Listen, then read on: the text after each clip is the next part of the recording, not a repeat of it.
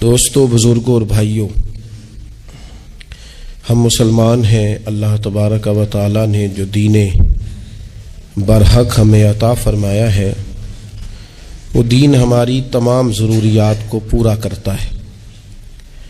ہمیں یہ حکم دیا گیا ہے کہ ہم اللہ سے جب بھی مانگیں دنیا اور آخرت کی بھلائی مانگیں۔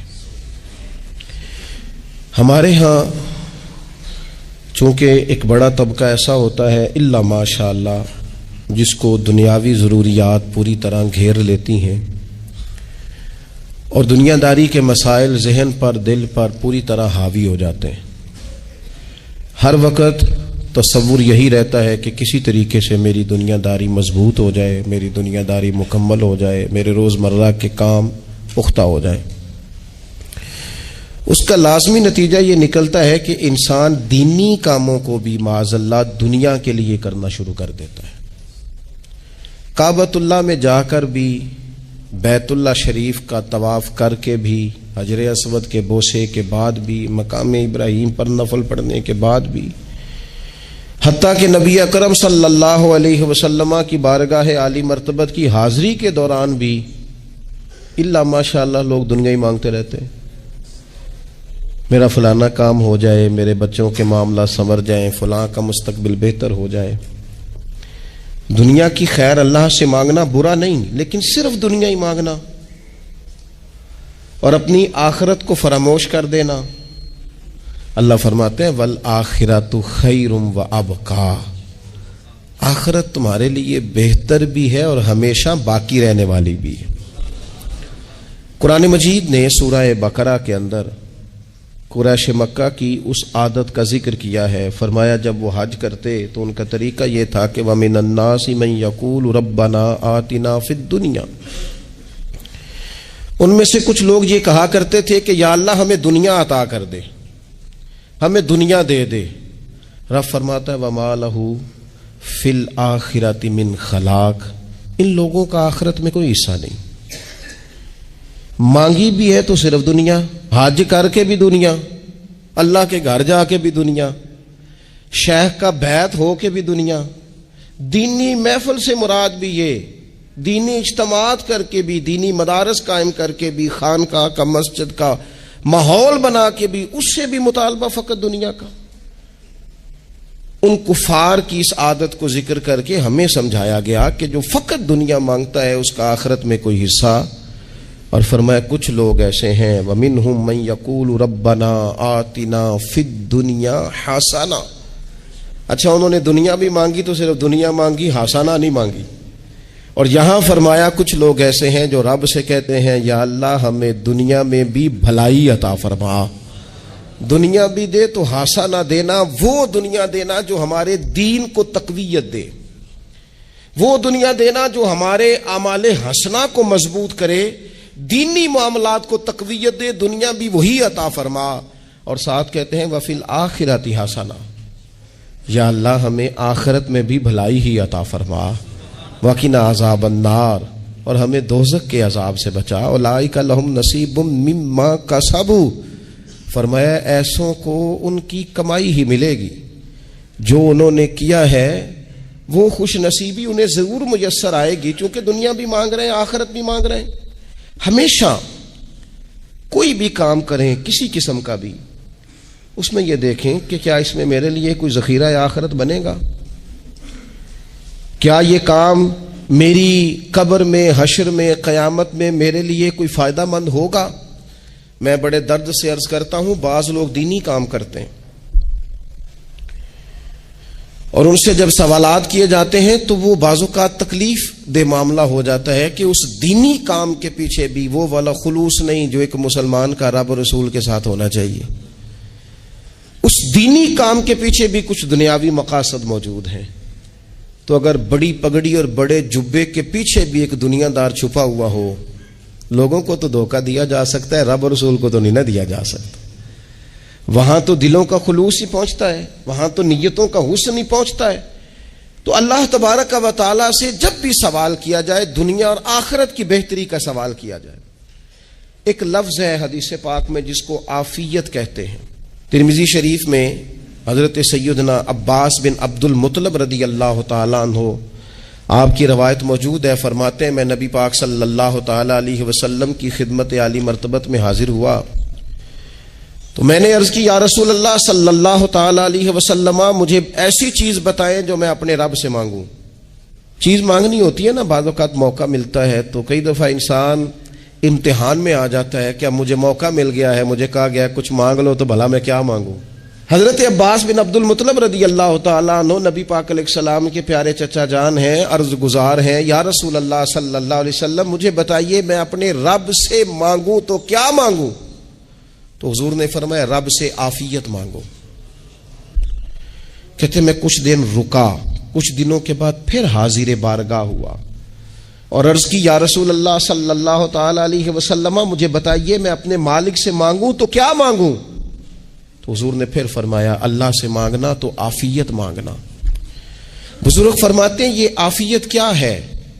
عافیت یہ ہے کہ یا اللہ ظاہری پریشانیاں، باطنی پریشانیاں، اے اللہ ظاہر کے میل کچیل بھی دور ہو جائیں، باطن کے بھی دور ہو جائیں، اے اللہ ہر معاملے میں، ہر آزمائش میں، ہر دکھ میں ہمیں تیری پناہ نصیب ہو جائے۔ یہ عافیت ہے۔ اور صوفیہ کرام فرماتے ہیں عافیت سے بڑی نعمت کوئی نہیں اگر کسی کو میسر آئے تو، عافیت سے بڑا حسن کوئی نہیں اگر کسی شخص کو یہ نصیب ہو جائے۔ اور ایک اللہ والے نے تو ایک اور بڑا خوبصورت ترجمہ یہاں کیا ہے، وہ کہتے ہیں عافیت کا مطلب ہے دل کا قرار، عافیت کا مطلب ہے باطن کا سکون، عافیت کا مطلب ہے انسان کے مزاج کا حوصلہ، ٹھنڈک، بردباری۔ جس بندے کو عافیت نصیب ہو جاتی ہے گویا اللہ اسے سکون کی دولت عطا فرما دیتا ہے، تھوڑے پیسوں میں بھی سکون، بغیر شہرت کے بھی سکون، کوئی بات مان لے تب بھی سکون، کوئی دھتکار دے پھر بھی سکون، لوگوں کی گڈ بک میں ہو پھر بھی سکون، اور اگر لوگ سارے مخالفت میں آ جائیں تو چونکہ اللہ نے عافیت دی ہے پھر بھی سکون۔ اللہ تعالیٰ نے ان لوگوں کو قرار کی دولت، اللہ سے عافیت مانگی جائے، اس میں دنیا کی بھی بھلائی شامل ہے، آخرت کی بھی بھلائی شامل۔ نبی اکرم صلی اللہ تعالی علیہ وسلم توجہ دلاتے کہ اللہ سے تم عافیت مانگو، ہمارا نہ جی، کیونکہ سب سے بڑا مسئلہ روحانی تربیت کا ہے۔ ہمارے ہاں باتیں ڈھیر سارے لوگوں کو آتی ہیں اور بہت زیادہ آتی ہیں، منصوبہ بندی کرنا، پلاننگ کرنا، اپنے معاملات کو خود سے کیسے لے کے چلنا ہے، کیسے ٹھیک کرنا ہے، اپنے حق میں دنیا کو کس طرح قائل کرنا ہے، یہ ڈھیر سارے لوگوں کو آتا ہے، اور اپنے حق میں دلائل کس طرح قائم کرنے ہیں، اس میں بہت سارے لوگ خود کفیل ہوتے ہیں، انہیں کسی سے مشاورت کی بھی ضرورت نہیں ہوتی۔ لیکن اللہ کی بارگاہ سے اپنا رشتہ کیسے جوڑنا ہے، مالک سے کرم کا سوالی کس طرح کر کے ہونا ہے، اللہ سے عافیت کا سوال کیسے کرنا ہے، یہ چونکہ روحانی تربیت میں ہمارا مزاج نہیں ہوتا لہذا ہم اس طرف جاتے نہیں، ہم وہ اپنی مرضی کی چیزیں، یعنی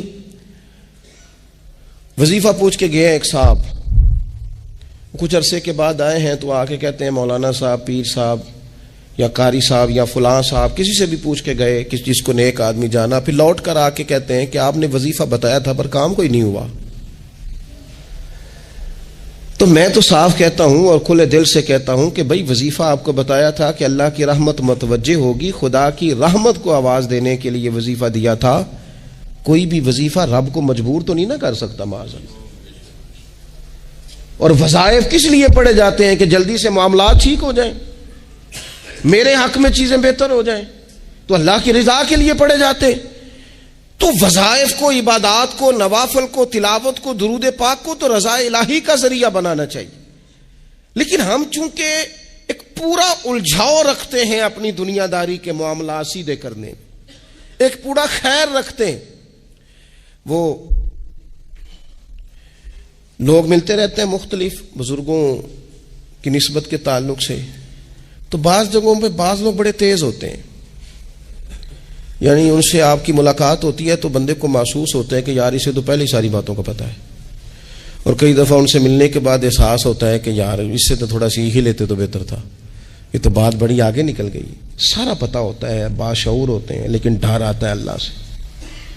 اتنا باشعور آدمی، سمجھدار، پنچایت، پریا، لوگ، دین، دنیا سارا پتہ ہے، نماز کا ٹائم آ گیا تو وہ چھپتا پھرتا ہے. اس کی طبیعت پر بوجھ بن رہا ہے معاذ اللہ اللہ کے حضور حاضر ہونا. اسے خیر کا کام کرنا پڑ رہا ہے تو وہ ادھر ادھر نکلتا جا رہا ہے. تو سوال یہ ہے کہ پھر یہ شعور کا کیا مطلب رکھا ہوا ہے ہم نے؟ پھر اللہ سے دعا کرنے کی ضرورت نہیں. وہ حضرت عارف رومی رحمۃ اللہ تعالی علیہ فرمایا کرتے تھے بعض لوگوں کو رب سارا کچھ دیتا ہے، سجدے کی توفیق نہیں دیتا. اس کا مطلب یہ ہے کہ وہ کہتا ہے یہ سارا کچھ لے اور نکل جا، میرے گھر نہ آنا، رکھ سارا کچھ پاس. رب سے عافیت مانگی جائے، اس سے اس کا فضل مانگا جائے، اس سے اس کا کرم مانگا جائے. اللہ کے پیارے رسول صلی اللہ تعالی علیہ وآلہ وسلم اس عافیت مانگنے پر زور دیتے، توجہ دیتے. میں آپ کو صحیح بتاتا ہوں، رب نے اگر کسی بندے کو عافیت میں رکھا ہو نا تو حالات کیسے بھی برے چل رہے ہوں اس کا بگاڑ کچھ نہیں سکتے. اور اللہ تعالیٰ معاف کرے 100 دفعہ خاکم بدہن، اگر کسی وقت اس کے کرم کی نگاہ پھر جائے تو پھر سارے اسباب سمیت بھی انسان اپنے پیروں پہ کھڑا نہیں رہ سکتا. اس سے جب تک طلب کرم نہیں ہوتا، طلب عافیت نہیں ہوتی، اس کی بارگاہ سے جب تک بندہ مومن پورا رجوع نہیں کرتا. یہ عافیت اتنی اعلیٰ چیز ہے کہ نبی پاک علیہ السلام نے فرمایا آذان اور اقامت کے درمیان جو وقت ہوتا ہے اس میں دعائیں رد نہیں ہوتی. دعا مانگا کرو گے تمہاری اللہ اپنے فضل سے قبول کر لے گا. عرض کی یا رسول اللہ کیا مانگے؟ تو فرمایا عافیت مانگو رب سے. حضرت انس بن مالک حدیث کے راوی ہیں رضی اللہ تعالیٰ عنہ، یہاں بھی فرمایا یہ عین قبولیت کا ٹائم ہے، اب اللہ سے عافیت مانگ لو، اس کی پناہ. ہم دعاؤں میں بھی محدود ہو جاتے ہیں. رب دا طالب کوئی نہ ملیا، جو ملیا طالب زردہ ہو. دعاؤں میں بھی حد بندی. بعض اوقات بچے بھی تربیت کرتے ہیں نا. ایک مولانا ہے، ان کا خیال ہے کہ انہوں نے مجھ سے کچھ پڑھا ہے تو کبھی کبھی استاد جی کہہ دیتے ہیں. بہت پرانی بات ہے، انہوں نے مجھے فون کیا کہ اگر آپ کبھی تشریف لائیں تو میں نے کہا پتر دعا مانگ اللہ کو چھوٹی جی گڈی دے وے. تو اس بچے نے میری بڑی تربیت کی، کہنے لگا استاد جی اللہ کو لو منگنی جی تے وڈی ساری منگو. آپ نے محدود کیوں کیا کہ بھئی یہ چھوٹی سی اللہ گاڑی کیوں اللہ چھوٹی دے؟ رب دے تو بڑی دے اور رحمت سے دے، اللہ سے مانگنی ہے نا جی. ہم تربیت نہیں لیتے. میں نے اس کا شکریہ ادا کیا، میں نے کہا بیٹے تو نے بڑی سونی بات کی، اللہ تجھے اس کا اجر عطا کرے، اللہ تجھے برکات عطا کرے. اگر آپ نے سیکھنا ہے تو پھر آپ سیکھ لیں گے، اور اگر نہیں سیکھنا تو پھر یہی کہنا ہے ساری عمر لانگی بندہ کو نہیں ملیا. چونکہ مزاج نہیں ہے نا سیکھنے کا، اس لیے پھر ملا ہی کوئی نہیں. پھر ساری زندگی کو میسر ہی نہیں آیا، کسی نے نصیحت ہی نہیں کی، کوئی آنکھوں کو بھایا ہی نہیں. خود ہی بڑے سیانے تھے، خود ہی بہت بڑے تھے، اپنا قد بھی بڑا اونچا تھا، سب ٹھگنے چھوٹے اور کمزور اور بونے نظر آئے. عزیز بھائی، جب عافیت، ایک بزرگ تھے ہر وقت اللہ سے عافیت مانگتے تھے، ہر وقت اللہ سے عافیت مانگتے تھے، ہر وقت عافیت مانگتے تھے. لوگوں نے پوچھا، لوگ ان کو صالح جانتے تھے، نیک سمجھتے تھے کہ حضور آپ اور کوئی دعا مانگتے نہیں، عافیت ہی مانگتے ہیں. فرمانے لگے میں مانگا کرتا تھا شروع میں، بعد میں خیال آیا ہے اور بھی دعائیں مانگا کرتا تھا، یہ احساس بعد میں نصیب ہوا.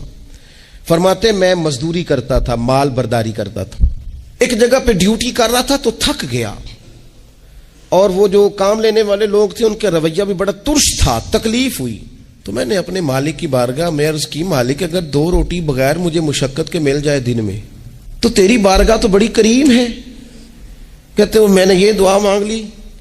ذرا میں تھوڑا آگے بڑھا تو 2 بندے آپس میں لڑ رہے تھے، میں ان کی صلح کرانے کے لیے، انہیں بچانے کے لیے آگے بڑھا تو میں جس کو چھڑا رہا تھا دوسرے نے میرے اوپر ضرب لگا دی، میرا بھی سر پھٹ گیا.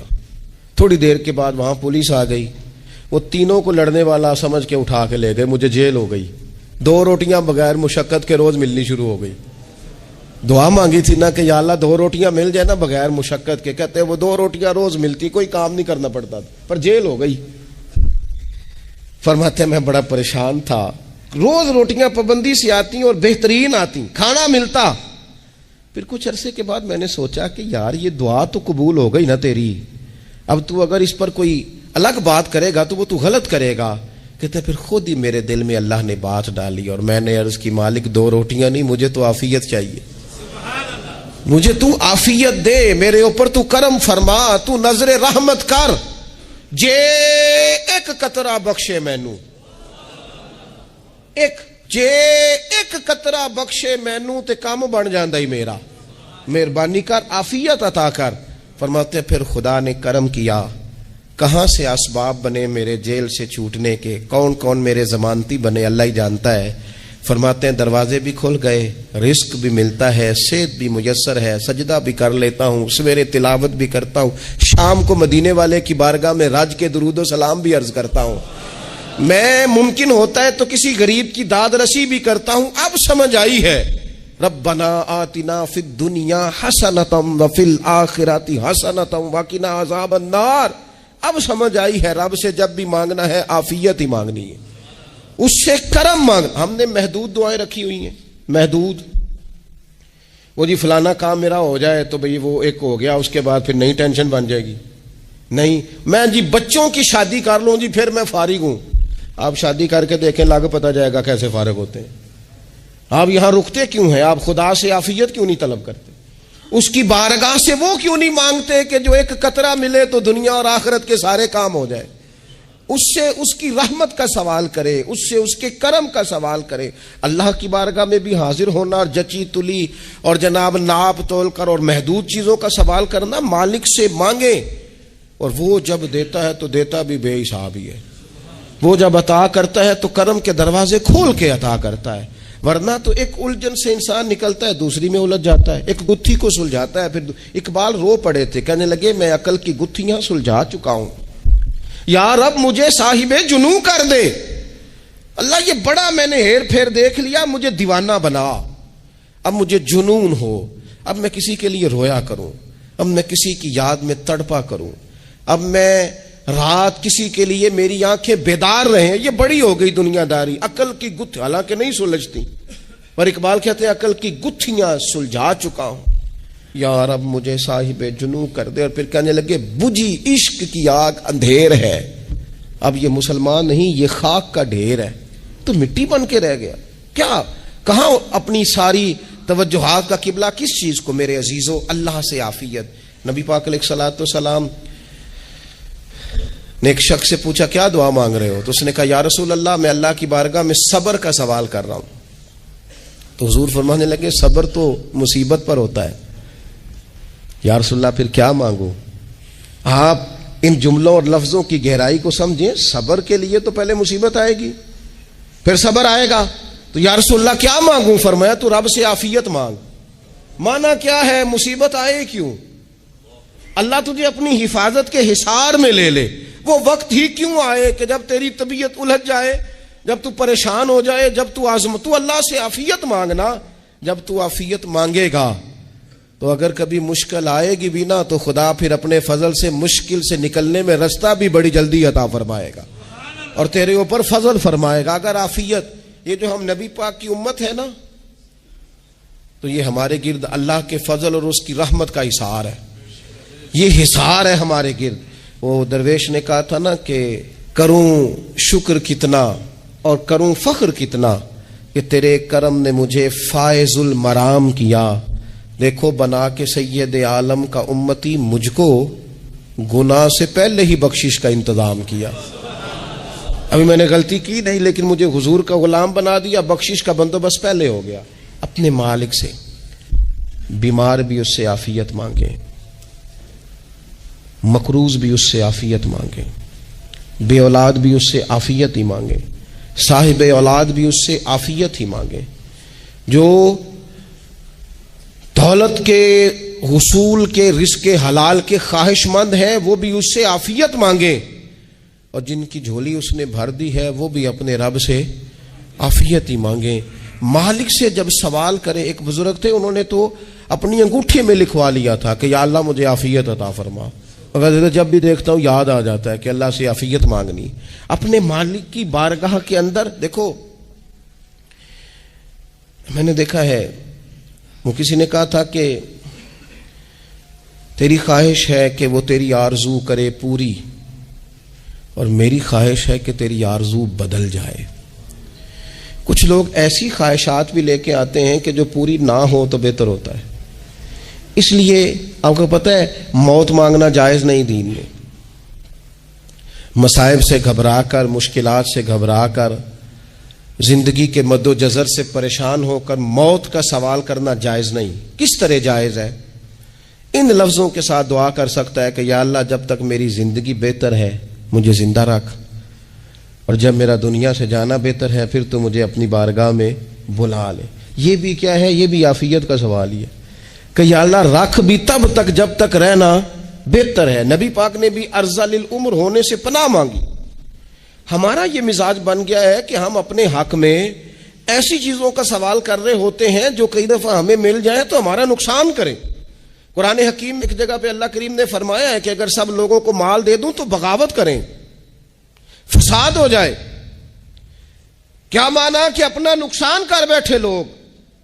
ہم اپنے مالک کی بارگاہ میں بعض ایسی چیزوں کے سوالی ہیں کہ جو ہمارے لیے ٹھیک نہیں ہے، ہمیں اس کے کرم پر چھوڑنا ہے، اس سے عافیت مانگنی. اور بعض لوگ، کیونکہ میں کہہ چکا ہوں شروع میں کہ ہماری دینی روحانی تربیت نہیں ہوتی اور ہم کہیں سے باقاعدہ اسباق لینے کے قائل ہی نہیں ہوتے، پوری تربیت کا ہمارا مزاج نہیں ہوتا، اپنی عقل اور اپنا شعور اور اپنے حساب سے ہم زندگی کو بتانا چاہتے ہیں. اور یہ جو میرا دور ہے یہ ویسے ہی الجھا ہوا زمانہ ہے، اللہ ماشاء اللہ، پتہ نہیں کوئی کیا بول رہا ہے، کوئی کیا کہہ رہا ہے، ایسے جیسے کوئی میلہ لگا ہوا ہے اور کان پڑی آواز سنائی نہیں دے رہی. جس کی دکان پر کوئی گاہک نہیں وہ بھی کہہ رہا ہے لائنیں بنا لو. ایسا الجھا ماحول ہے اور ایسی آزمائش ہے کہ لوگ بیچارے پریشان ہیں. دیکھیں جب تربیت کے ساتھ انسان آگے بڑھتا ہے نا، ہمارے پاس مقتدا ہے اللہ رسول کا کلام، ہمارا پیشوا ہے رب رسول کا فرمان. جب ہم کتاب و سنت کی روشنی میں آگے بڑھتے ہیں تو پھر ہمارے لیے منزل آسان بھی ہوتی ہے اور قریب بھی ہوتی. پھر ہمارے لیے آگے کی طرف سفر کرنا، آگے بڑھ جانا یہ آسان ہوتا ہے. آپ غور کریں جو لوگ دنیا میں کامیاب رہے، بھلا کس طرح کامیاب رہے؟ وہ اس طرح کامیاب رہے کہ انہوں نے نا اپنے رب سے عافیت مانگی. اللہ تعالیٰ نے خود بخود ان کے لیے رستے بنائے. آپ تاریخ پڑھیں گے بعض لوگوں کی تو لگ نہیں رہا تھا کہ وہ اتنی کامیابی حاصل کریں گے. دیکھ لیں آپ، حضرت غوث اعظم جیلانی رضی اللہ تعالیٰ عنہ بغداد شریف تشریف لاتے ہیں تو ان کی کیفیت یہ ہے کہ پتے کھا کے گزارا کرنا پڑتا ہے. یعنی پیچھے کوئی ایسا بیک گراؤنڈ کسی کا بنایا ہوا ادارہ، کوئی بڑی خانقاہ، کوئی بڑے لمبے چوڑے والد صاحب کے مریدین، کوئی بڑا لمبا سلسلہ نہیں مل رہا. ان کو بظاہر پتے کھا کے گزارا کرنا پڑتا ہے، لیکن چونکہ وہ نکلے ہیں اللہ کی مدد کے ساتھ، انہیں اللہ نے تائید دی ہے، فضل فرمایا ہے، تو نتیجہ یہ نکلا ہے کہ 70 ہزار بندہ ایک ایک وقت میں تربیت لینے کے لیے ان کے سامنے موجود ہے. یہ اللہ نے اسباب بنائے ہیں، کیونکہ جب رب عافیت عطا کرتا ہے تو پھر اللہ اسباب بھی پیدا فرماتا ہے. ہمارا ذہن تو تھک جاتا ہے سیاست کرتے کرتے. ہم تو جناب پوری ترتیب سے ہمیں سلیقہ آتا ہے کس طرح کر کے کس بندے کو کیسے قائل کرنا. پورے طور پر ہم وہ ساری زندگی سیاست کرتے رہتے ہیں. وہ خاندانوں میں بھی چلتی ہے، گلی محلے میں بھی چلتی ہے، دوستوں میں بھی چلتی ہے، اور بعد میں پتہ چلتا ہے کہ یہ پتے کھیل کون رہا تھا. اصل میں صلح کرانے والا تھا کہ لڑائی کرانے والا تھا. یہ سب کا خیر خواہ تھا، یا سب کی ذہن کے اندر فطور کی آمیزش ہی اس شخص کی وجہ سے تھی. ہم چونکہ وہ خاص عافیت اللہ سے نہیں مانگتے، ہماری مخصوص سیاست ہوتی ہے سبھی کو راضی رکھو. اس کا نتیجہ یہ نکلتا ہے کہ ایک ٹائم آتا ہے کوئی بھی راضی نہیں رہتا.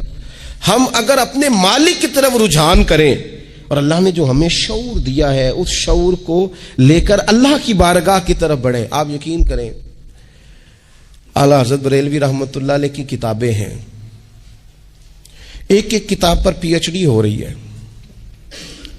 اور انہوں نے 150 سال پہلے بیٹھ کر جو کچھ لکھا تھا بین ہی لفظ بلفظ اس کی ضرورت آج محسوس ہو رہی ہے اور آنے والے وقت میں بڑھ رہی ہے.